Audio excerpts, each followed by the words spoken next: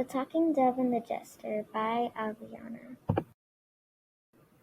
Once upon a time, there was a city jester. It was a girl, and her name was Nevaeh. All the townspeople loved her tricks, balancing one ball on her head, twirling around, etc. One day, she was performing tricks. She got more money than usual, because there was only a limited amount of jesters in the world. Most of them worked for royalty. She got all the money and went back home at night. I wonder if I am ever going to work for royalty, wondered Nevaeh. But little did she know, the servants of the richest king were talking about her. And when the king heard, he demanded that the knights would make her work for him. One day, while she was performing on the streets of a poor town, the knights found her. Then the knight said, "Jester, the king demanded that you come with us."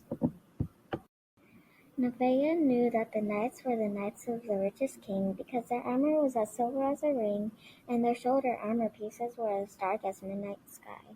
She was so excited. When she got home, she dressed in the finest jester clothes she had. When she arrived at the castle, it didn't look like what she imagined. She thought it would be decorated beautifully, but instead it looked like it was a witch's castle. Then she felt a shiver down her spine and took a big gulp. "Hopefully the king is nice," she mumbled to herself.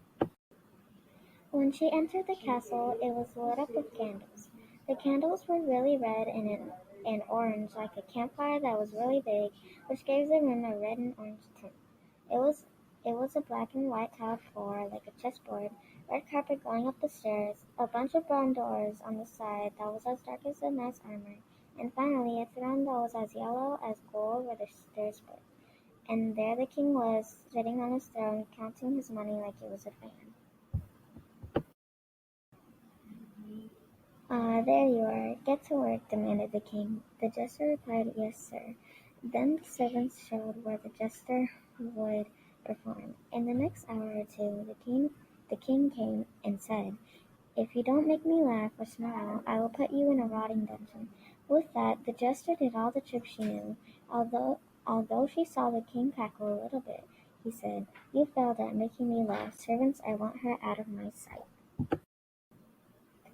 Then the servants took her to a dungeon with a bunch of rats climbing on top of the people's skeletons. The jester was about to throw up because she was so disgusted. "I hope I'll find a way out of this dungeon," she mumbled. The next day it was morning, and the first thing she saw was a cat and a dove. "Oh, poor Jester, let me help you," said the dove. "I've been stuck here for years. Although I am magic, I need a human to work my powers." Nevaeh, the jester, agreed to that statement. It was about 4 in the morning. The cat was actually the king's cat, but he didn't know that the cat could talk. They came up with a plan. They would wait until about 3 p.m. when the king would check on his cat. The cat wasn't normal. The cat's fur was as red as a ruby. The jester was amazed by the sight. The dove was as white as the clouds, with a little tint of blue. When it was around 2:52 p.m., the cat would come back to his room. "Ready?" said the cat. "All right," said the dove and jester. The cat was going to distract the king while the dove would use his magic to escape from the castle. "Do you want to escape too, cat?" asked the dove. "Yes, please," replied the cat. "Will do," replied the dove. So then the cat went and distracted the king for about 30 minutes.